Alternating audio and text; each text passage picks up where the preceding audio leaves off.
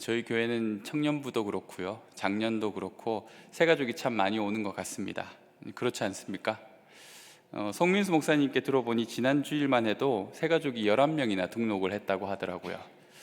청년부 같은 경우도 거의 매주 한두 명 혹은 두세 명씩 꼭 새 친구가 등록을 합니다. 하나님이 삼덕교회를 사랑하셔서 자꾸만 보내주시는 게 아닐까, 그런 생각도 듭니다. 어제 새벽 말씀처럼 하나님께서 삼덕교회를 이 지역의 구원의 방주로 세우신 것이 분명한 것 같습니다. 제가 청년부의 새로운 청년들, 그 새 친구들을 양육하고 신방하면서 항상 빼먹지 않고 기도했던 것이 하나 있다면, 이들이 크리스천 커뮤니티에 그냥 소속되는 것 정도에 머물지 않기를 기도했었습니다. 그들이 반드시 예수 그리스도를 인격적으로 만나기를, 더 나아가 그분을 따르는 삶이 되기를 기도하였습니다. 기독교 문화를 배우고 그 문화에 익숙해져서 기독교라는 종교를 선택한 사람들 정도가 아니라 진짜 예수님을 만나고 그리스도의 사람이 되기를 바랬습니다. 어떤 이들은 착하고 친절한 사람들이 많아서, 또 따뜻하고 편안한 분위기가 좋아서 교회에 옵니다. 세상에서 만날 수 없는 좋은 사람들이 교회에 참 많지 않습니까? 바로 여러분 옆에도 있잖아요. 교회에 참 좋은 사람들이 많잖아요. 새가족들은 사람들의 사랑 속에서 조금씩 교회 문화에 적응해 나갑니다. 익숙하지 않던 찬송도 조금씩 불러보고, 또 소리를 내어 기도도 해봅니다. 그리고 평생은 써보지 않았을 언어인 은혜, 공동체, 이런 언어도 이젠 자연스럽게 사용하게 됩니다. 이러한 과정을 기독교 문화에 동화되어 간다라고 표현할 수도 있겠죠. 이 또래 문화에서 가장 중요한 사회화 과정처럼 교회에서 허용되지 않는 일들을 조금씩 감추거나 또 피하게 되고, 교회에서 칭찬받고 용인되는 행동들을 더 많이 하게 됩니다. 좋고 나쁨, 옳고 그름에 대한 교회의 기준을 조금씩 이해하고 배워갑니다. 거기에 맞춰 행동을 함으로써 교회 안에서 더 분명한 자리를 차지해 가는 것이죠. 사람들은 그런 이들을 바라보며 칭찬합니다. 아무개가 신앙이 참 좋더라. 온 지 얼마 안 됐는데 신실하고 열심히 있더라. 그런 칭찬은 이런 행동을 더 강화시키겠죠. 문제는 기독교 문화에 동화되어 가던 그들이 어느 날 커다란 혼란과 방황을 경험하게 되는 순간이 온다는 것입니다. 분명히 교회 다니는 모양새는 잘 갖추었는데 자신이 예수님을 잘 모른다는 것을 깨닫는 순간이 오는 거예요. 자신의 믿음이 실체가 없는 허상이었음을 알게 됩니다. 그냥 좋은 말 정도로 들었던 말씀이 어느 순간부터는 마음에 찔림이 되고 부담이 됩니다. 교회에서 했던 많은 활동과 헌신도 이제는 지쳐서 매너리즘에 빠지게 됩니다. 편안하게 자신만을 위해 살았던 이전의 삶으로 돌아가고 싶은 열망이 들기 시작하죠. 마침 그런 순간에 믿었던 교회 사람들에게 실망하게 되거나 상처를 입게 되면 식어가던 마음이 더 차갑게 되어버립니다. 그리고는 마치 꿈에서 깨어난 것처럼 정신을 차립니다. 내가 지금 뭘 하고 있었던 거지? 다 의미가 없잖아. 교회 다니는 사람들도 다 똑같네. 그래서 이제는 적절한 수준에서 자신의 삶을 관리하기 시작합니다. 마냥 즐겁고 재미있어서 시간도 물질도 막 교회에 헌신하였던 그가 이제는 최소한의 시간만 신앙생활과 교회 생활에 투자해야겠다고 생각합니다. 그래서 그동안 놓쳐왔던 세상 일들도 이제 하나씩 다시 찾아가기 시작합니다. 삶의 균형을 위해서 교회와 거리를 두기 시작합니다. 이 주일 예배 참석이라는 최소한의 의무를 다함으로써 충분히 그래도 나는 그리스도인이다라는 생각을 합니다. 우리는 이런 이들을 흔히 썬데이 크리스찬이라고 부르지 않습니까? 적어도 여기에 있는 분들은 썬데이 웬즈데이 크리스찬이잖아요. 적어도 주일에 교회에 출몰하는 사람을 모두 그리스도인이라고 가정한다면 전 세계에 얼마나 많은 그리스도인들이 있습니까? 제가 출몰이라는 단어의 사전적 의미를 검색해 봤는데요, 나타났다가 없어졌다가 하는 것이라고 하더라고요. 그렇습니다. 나타나기도 했다가 또 어느 순간은 보이지 않는, 최소한의 양심 때문에 성탄절과 부활절만은 얼굴을 나타내는 그런 모든 사람까지 그리스도인이라고 한다면 예수 믿는 사람의 숫자가 이 온 세계에 얼마나 많습니까? 25절 말씀에 이렇게 시작하죠. 수많은 무리가 함께 갈새. 누구랑 함께 가고 있습니까? 예수님과 함께 가고 있습니다. 예수님과 같은 방향을 보고 같은 길을 걷는 사람들, 주님이 향하시는 곳이라면 어디든 따라갈 준비가 된 그 사람들, 그렇게 함께 걸었던 시간이 많은 사람일수록 예수님과의 거리는 더 가까울 테죠. 그리고 스스로 그런 그런 동행에 대해서 어떤 자부심이 있습니다. 내가 예수님과 어깨를 맞대고 있구나. 그분의 기적과 놀라운 역사가 일어날 때마다 마치 그 일이 나와 상관이 있는 일처럼 가슴이 뿌듯합니다. 내가 한 것은 아무것도 없지만 뭔가 대단한 일을 한 것 같은 기분이 들기도 합니다. 그 자리에 있는 것만으로 내가 무언가 된 것 같은 기분, 그것이 예수님을 따르는 사람들이 가졌던 어떤 기분이었습니다. 기분이나 어떤 느낌만으로 내가 예수를 따르고 있는 사람이라고 생각하는 사람이 지금 이 시대에도 있지 않을까요? 예수를 믿고 있다라는 기분, 그래서 내가 천국에 갈 수 있을 것 같다라는 어떤 그런 느낌적인 느낌, 그런 걸로 살아가는 사람이 있지 않을까?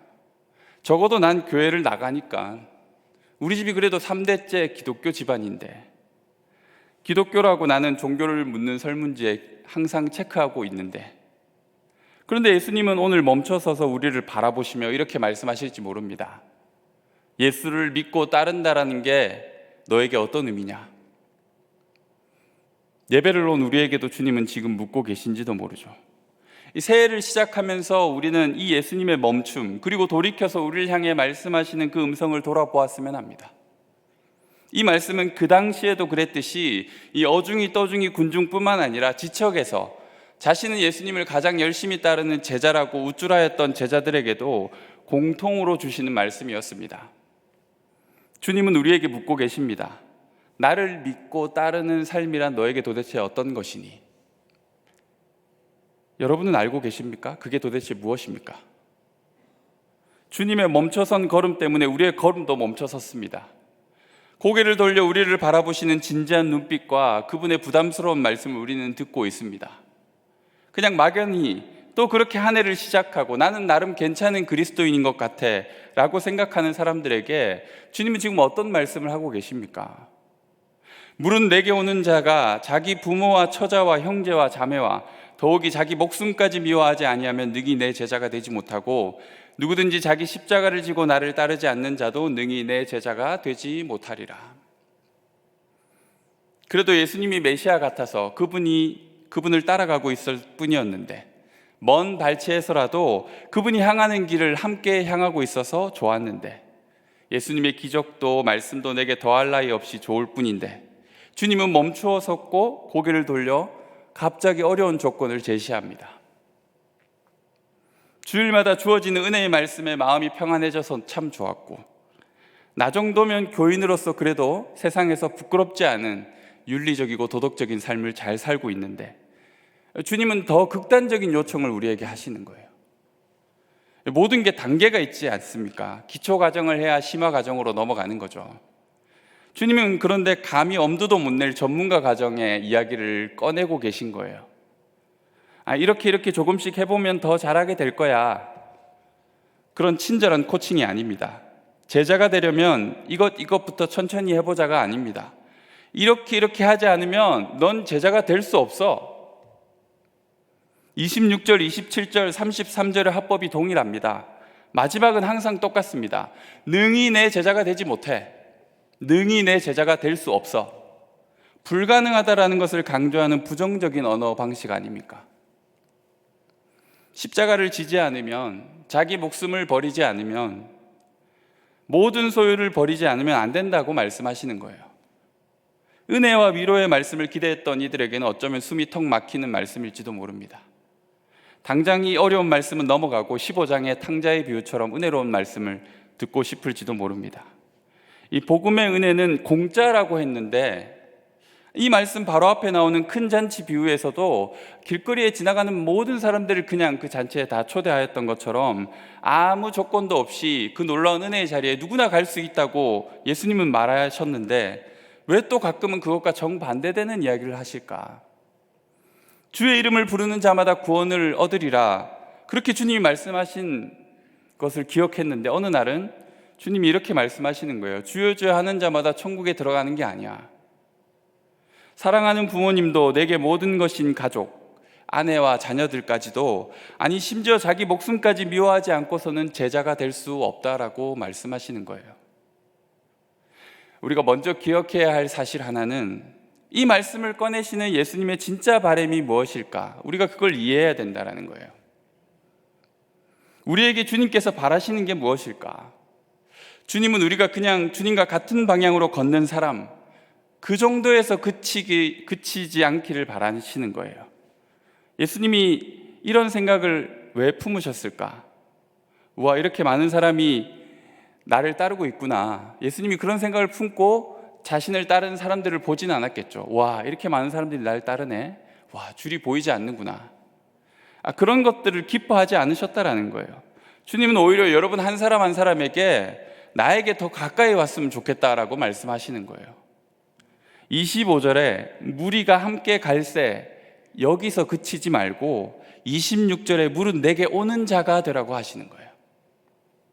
주님은 우리가 그분을 안다고 생각하는 것, 혹은 그분에게 적당한 호감을 가지고 살아가는 것, 때로는 막연한 기대를 품는 것, 그래서 멀찍이 그분 주변에 함께 있는 것, 그 이상을 바라신다라는 거예요.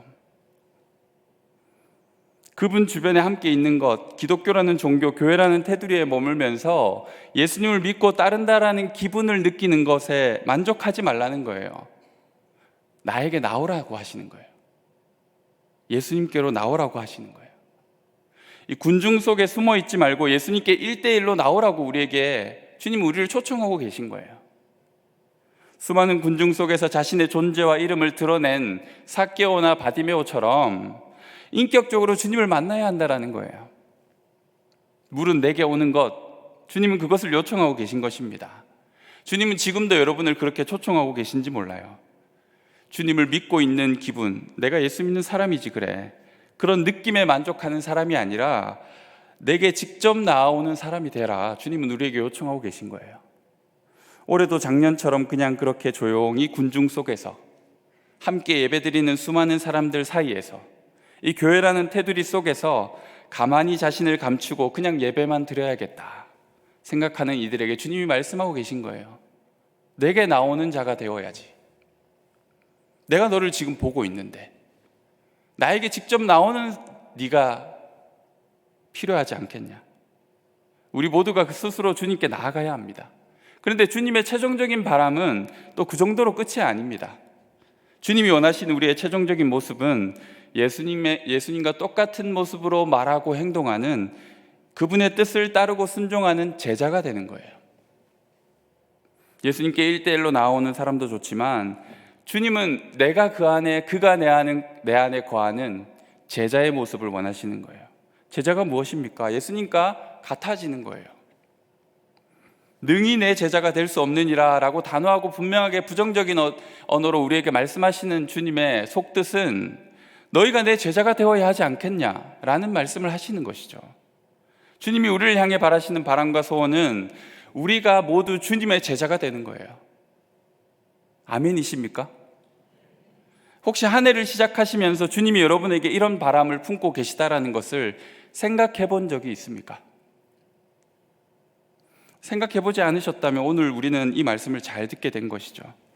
함께 있음으로, 기독교라는 범주에 속해 있음으로 만족하지 않고 예수 그리스도를 직접 만나야 합니다. 만나야만 하는 이유는 우리가 그분을 닮아 그분의 제자가 되어야 하기 때문입니다. 여러분이 언제 어느 때에 어떤 계기로 신앙생활을 시작하셨는지 모르겠지만 그 시작은 완성이라는 목적지를 향해 나아가고 있는 여정 아닙니까? 여러분의 신앙이 시작되었다는 것은 이루어갈 목표가 분명히 있다는 말인데 바로 예수 그리스도의 참 제자가 되는 것이 여러분의 신앙의 목적지가 되어야 되지 않겠습니까? 우리의 삶이 성령의 임재와 다스림 속에서 작은 예수로 살아가는 예수의 제자들이 되어야 하지 않겠습니까? 이 목표를 잊어버리고 만다면 우리는 공사는 시작하였으나 완공하지 못하는 어리석은 사람이 될 수도 있다는 거예요. 시작된 신앙이 제자됨을 이루려면 어떻게 해야 하나요? 예수님께서 제시하는 답은 무척 어려워 보입니다. 내가 사랑하고 아끼는 사람들도 다 미워하고 나 자신마저 버리고 오직 예수님만 사랑하라고 말씀하고 계십니다. 배타적이고 이기적인 단 하나의 사랑을 요구하시는 주님이에요. 그러면서 주님은 우리에게 두 가지 비유를 들고 계십니다. 하나는 망대를 세우는 사람의 비유, 또 하나는 전쟁을 앞둔 왕의 비유이죠. 먼저 28절과 30절의 말씀입니다. 너희 중에 누가 망대를 세우고자 할진대 자기의 가진 것이 준공하기에까지 족할는지 먼저 앉아 그 비용을 계산하지 아니하겠느냐. 그렇게 아니하여 그 기초만 쌓고 능히 이루지 못하면 보는 자가 다 비웃어 이르되 이 사람이 공사를 시작하고 능히 이루지 못하였다 하리라. 무엇이든 제대로 일을 성취하려면 사전에 철저한 준비와 계획이 필요합니다. 이 주판도 두드리지 않고 사업을 시작할 수는 없습니다. 그럼 주님은 지금 철저한 계산과 체계적인 계획 수립이 중요하다라고 우리에게 강조하고 계신 걸까? 이 MBTI의 제2성향인 계획적인 사람들이 제자도에 더 어울린다는 얘기를 하시는 걸까? 두 번째는 전쟁을 벌이려는 임금의 비유입니다. 31절과 32절 말씀이죠. 또 어떤 임금이 다른 임금과 싸우러 갈 때 먼저 앉아 1만 명으로서 저 2만 명을 거느리고 오는 자를 대적할 수 있을까 헤아리지 아니하겠느냐. 만일 못할 터이면 그가 아직 멀리 있을 때에 사신을 보내어 화친을 청할지니라. 어떤 나라도 승산이 없는 전쟁을 함부로 일으키지는 않습니다. 이길 수 없는 전쟁이라면 조공을 바칠 각오를 하거나 외교의 승부를 걸어야죠. 나라의 운명이 걸린 일이니까요.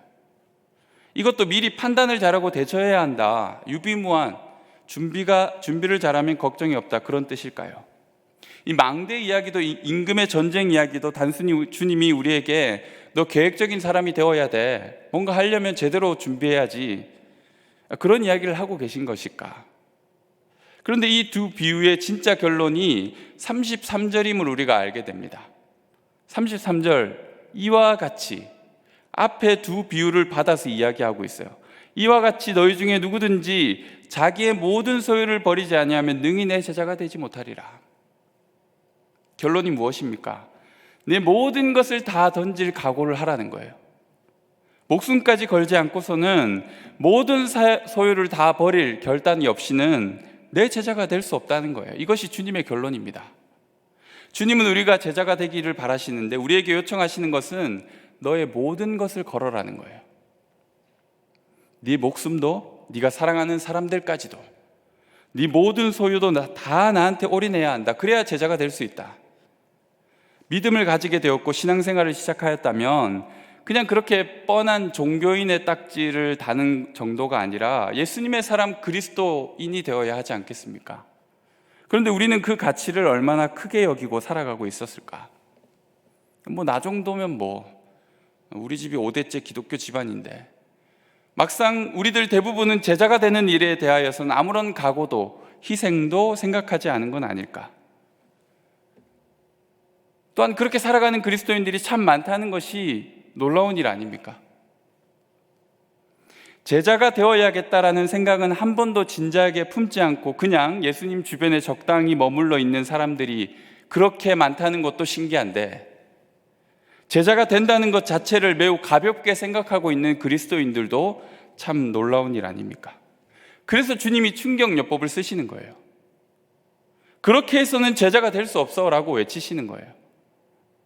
나를 믿고 따르는 제자가 된다는 것이 너희가 무엇인지 잘 모르는 것 같다라는 거예요. 우리의 무지와 무관심을 주님이 드러내고 계신 거예요. 우리가 얼마나 무지했습니까? 또한 우리가 얼마나 무관심했습니까?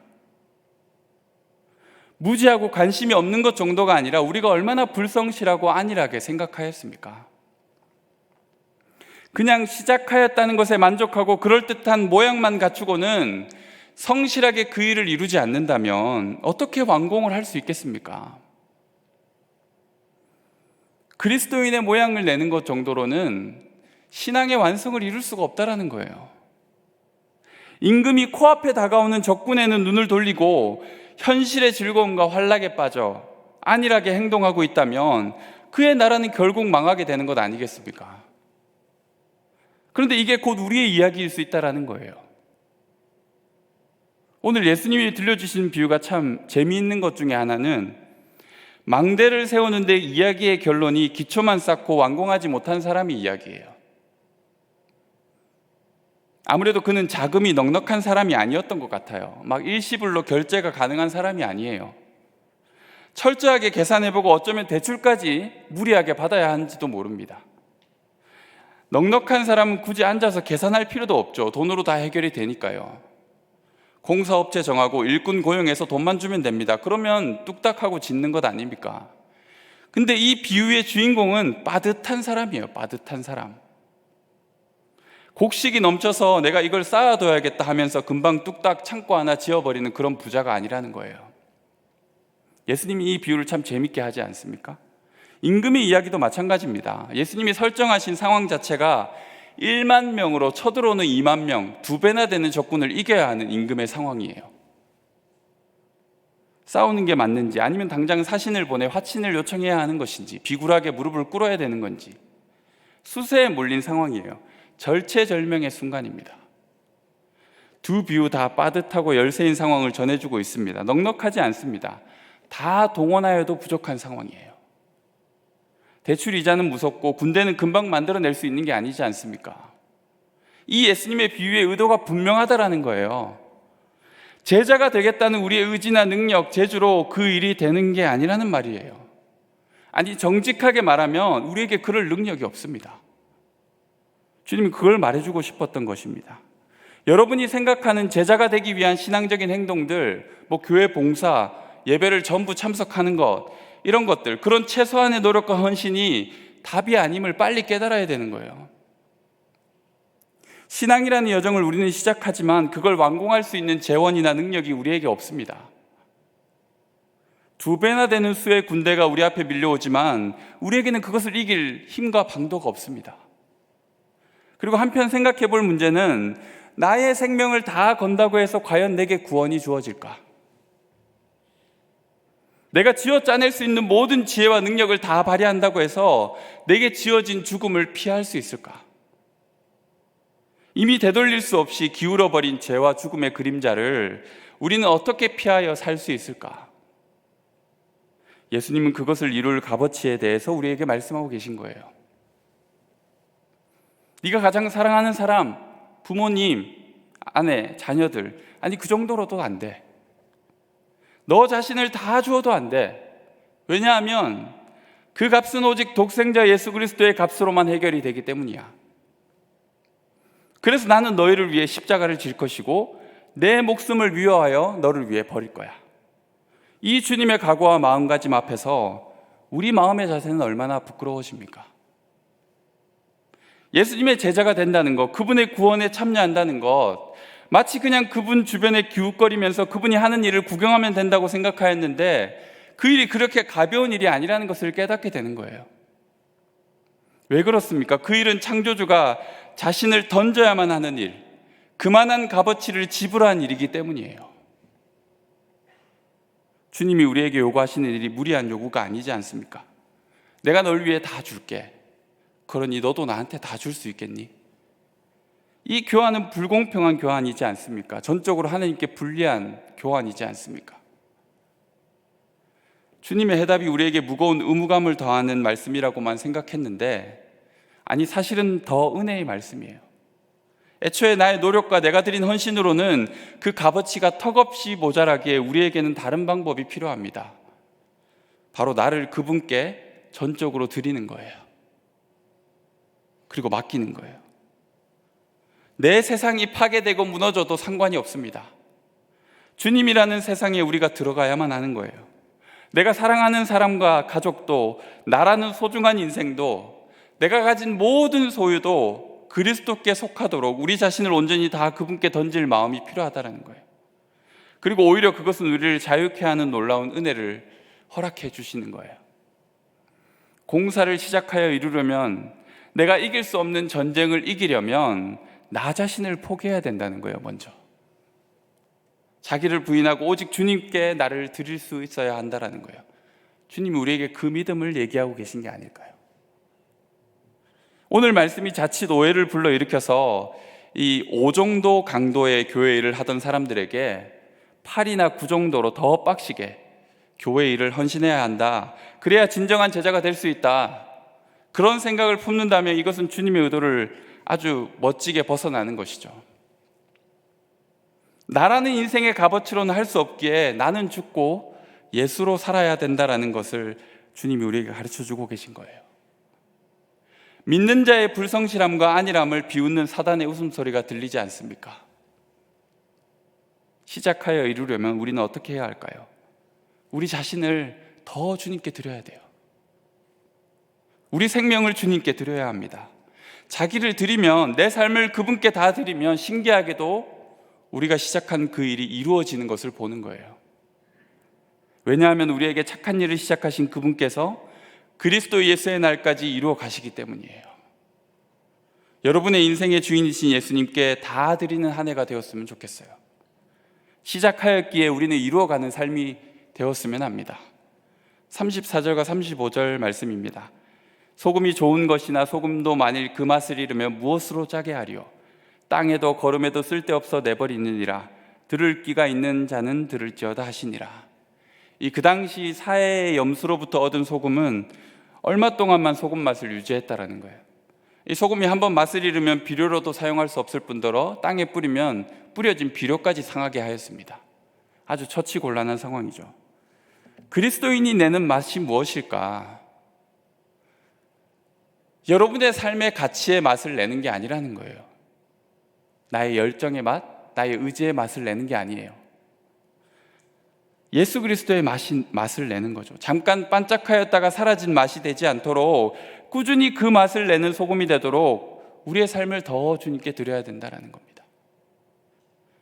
그리스도께서 우리를 위해 전부를 주신 그 사랑에 우리의 전부를 드릴 때 그리스도의 맛이 여러분의 삶을 통해 나는 겁니다. 주님이 우리에게 그 소금과 같은 맛을 내는 그리스도인들이 되기를 바라시고 계신 것이죠. 주님은 우리를 만나길 원하십니다. 주변에 머무는 사람 정도가 아니라 자신을 만나는 사람이 되기를 원하십니다. 그리고 만나는 사람에서 그치지 않고 예수님을 닮아가는, 예수님의 일을 하는 제자가 되기를 바라시는데요, 그 일을 위해서 우리의 열심과 의지와 우리의 지혜가 답이 아니라 주님께 우리 자신을 드릴 때, 나를 부인하고 나는 죽고 예수로 살아가는 주님 앞에 드리는 삶으로 나아갈 때 예수의 맛을 내는 진정한 제자가 될 수 있다는 것이죠. 오늘 우리에게 주신 이 말씀대로 주님께 우리의 삶을 온전히 드리는 2024년 한 해가 되었으면 합니다. 우리 이 시간 함께 찬양하며 기도했으면 합니다.